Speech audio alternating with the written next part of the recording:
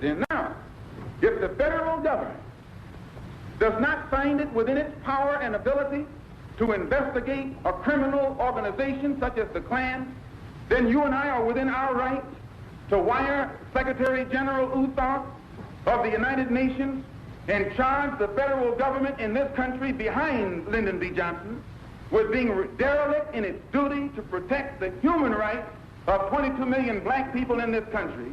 And in their failure to protect our human rights, they are violating the United Nations Charter, and they are not qualified to continue to sit in that international body and talk about what human rights should be done in other countries on this earth.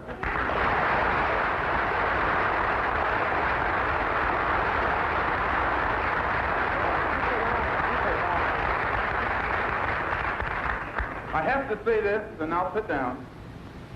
Back during slavery, when black people like me talked to the slaves, they didn't kill him. They'd send some old house Negro along behind him to undo what he said. You have to read the history of slavery to understand this. There were two kinds of Negroes. There was that old house Negro and the field Negro. And the house Negro always looked out for his master. When the field Negroes got too much out of line, he held them back in check. He put them back on the plantation. The house Negro could afford to do that because he lived better than the field Negro. He ate better, he dressed better, and he lived in a better house. He lived right up next to his master in the attic or the basement. He ate the same food his master ate and wore his same clothes. And he could talk just like his master. Good diction. And he loved his master more than his master loved himself. That's why he didn't want his master hurt. If the master got sick, he'd say, "What's the matter, boss? We sick?" He was as sick as the master. When the master's house caught a fire, he'd try and put the fire out. He didn't want his master's house burned. He never wanted his master's property threatened. And he was more defensive of it than the master was. That was the house Negro. But then you had some field Negroes who lived in huts, had nothing to lose. They wore the worst kind of clothes. They ate the worst food. And they caught hell. They felt the sting of the lash. They hated their master. Oh, yes, they did. If the master got sick, they prayed that the master died. If the master's house caught a fire, they prayed for a strong wind to come along. This was the difference between the two. And today you still have house Negroes and field Negroes.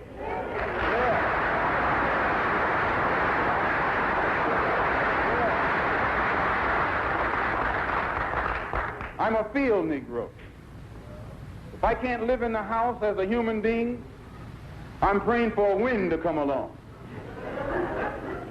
If the master won't treat me right and he's sick, I'll tell the doctor to go in the other direction.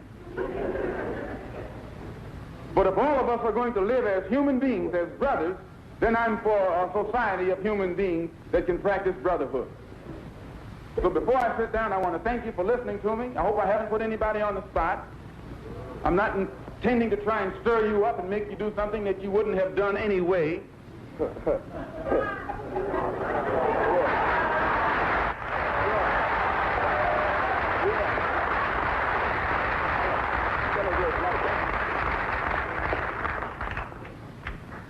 I pray that God will bless you in everything that you do.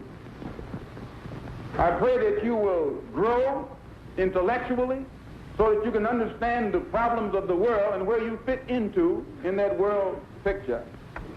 And I pray that all the fear that has ever been in your heart will be taken out. And when you look at that man, if you know he's nothing but a coward, you won't fear him. If he wasn't a coward, he wouldn't gang up on you. He wouldn't need to sneak around here.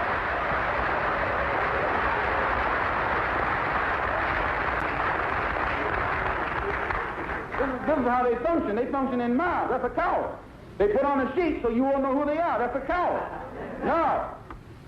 The time will come when that sheet will be ripped off. If the federal government doesn't take it off, we'll take it off.